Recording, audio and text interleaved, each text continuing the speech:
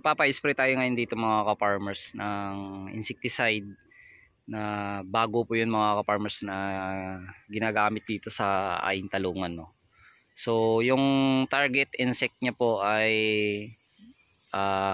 mga thrips, mites at saka aphids din po. So first time ko pong ginagamit po yan dito. So bali papakita ko rin po sa inyo mga ka-farmers. So hindi ko lang po masabi yung kanyang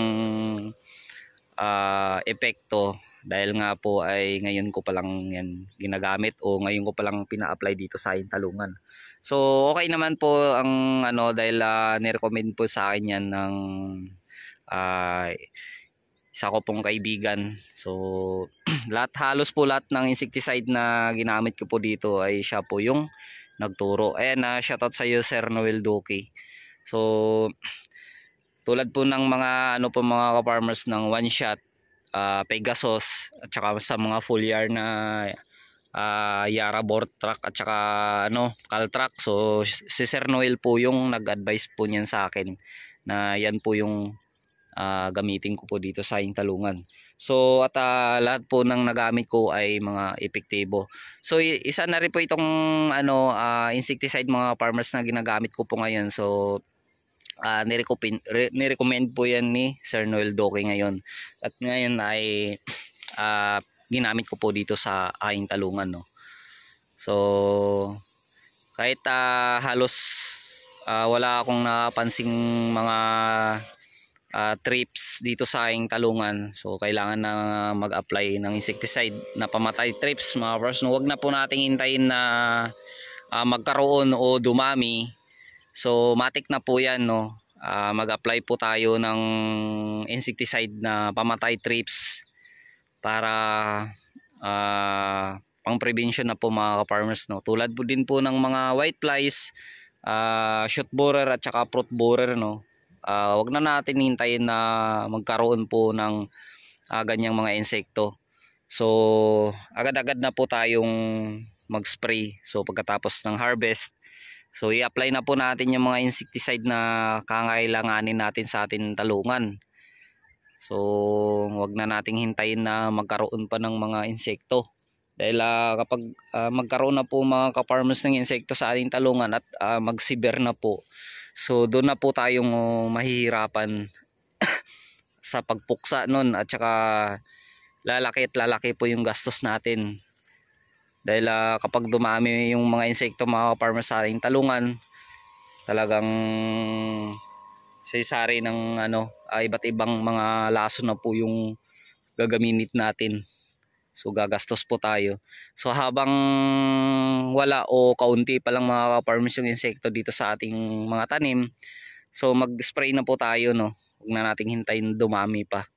So matik na po talaga na every after harvest ay mag-apply na po tayo ng mga insecticide na maayon po sa ating talungan, no. Yan. So nagpapa-spray tayo.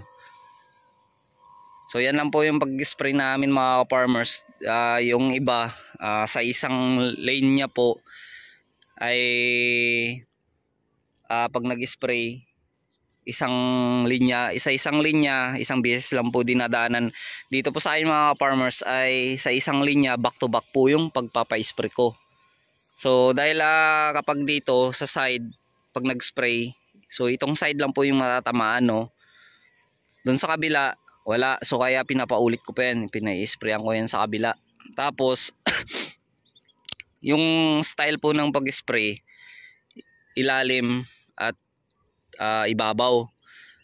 Ibig sabihin po niyan mga farmers, yung tatamaan po ng spray natin sa ilalim ng dahon at sa ibabaw. So pag ganyan po yung pag-spray, so mapapansin naman natin mga farmers yung taga-spray ko.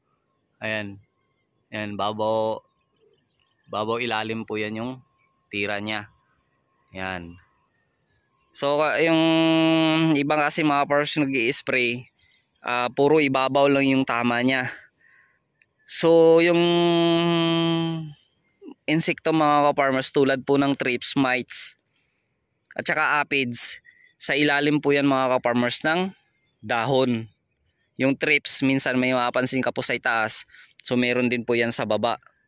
So kung sa taas lang po tayo mga ka-farmers nag-spray, pa ano lang sa itaas, halimbawa medyo paulan lang, ibig sabihin yan, yung sa ilalim ng dahon niya po mga ka-farmers hindi tamaan, so yun doon pa rin po sila. Aakyat at aakyat pa rin. So same din po yan mga ka-farmers nag-spray. Pag nag-spray kami ng foliar, hindi po puro ibabaw lang po yung tama niya. Sa baba rin po. Kasi yung pinakamaraming istomata mga farmers sa daon ng talong dahil sa ilalim. So ibig sabihin yung ilalim ng daon niya yung mas maraming kumukonsumo ng foliar. Same din po mga farmers sa foliar. Sa pamatay white flies. Ganun din po kami mag-spray. Ibabaw ilalim din po mga ka-farmers. So alam naman natin na halos walang white flies sa ibabaw ng dahon. Yung mga white flies ay sa baba ng dahon talaga mga ka-farmers. Kaya pag nag-spray, halos target po yung ilalim ng dahon ng talong sa white flies. Ganun po mga ka-farmers. Yung iba kasi, yung nakikita ko pag nag-spray, paulan lang po ng paulan sa taas. So dito sa akin, ganun po yung tinuturo ko sa kasama ko at ganun din po ako pag nag-spray. Yun po mga farmers yung bunga ng aking mga talong. So yung nakokonsumo dito mga farmers sa aking talungan na ito pong mahigit 4 months na to, dalawang sprayer po hanggang dun sa kabila. Po, kasama na po dito yung mahigit 500 ko din na dahil bata pa yan mga ka-farmers, yan dyan sa kabila.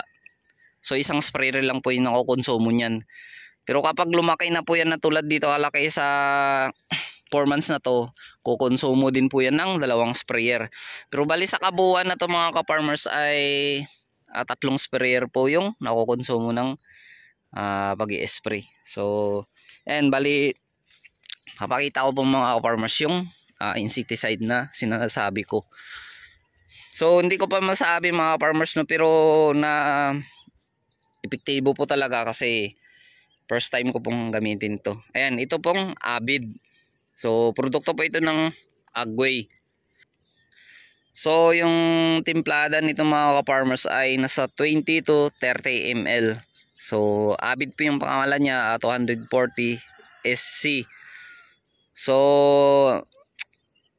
yung active ingredient po nito mga ka-farmers ay Spirotetramat. So yan po yung active ingredient niya.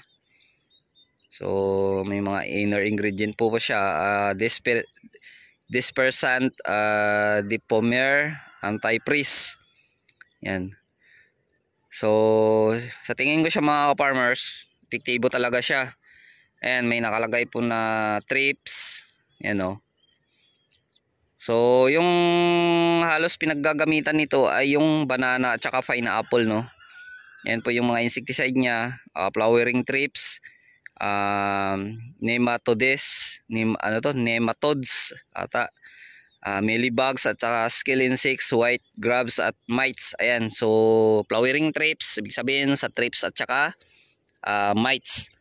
So kahit wala naman sabihin natin mga farms na walang nakalagay dito sa para sa talong, so matik na rin po yan na pwede natin gamitin dahil sa halos lahat po ng halaman ay nagkakaroon po ng trips. So pwede natin gamitin sa talong. So yan lang po mga ka-farmers no, yung ano ko. So hindi, walang mintis naman po mga ka-farmers kapag si Sir Neldo kay yung nag-advise sa akin na yan po yung gamitin ko po dito sa aking talungan. So halos na lahat ng mga insecticide na tinuturo niya sa akin ay epektibo.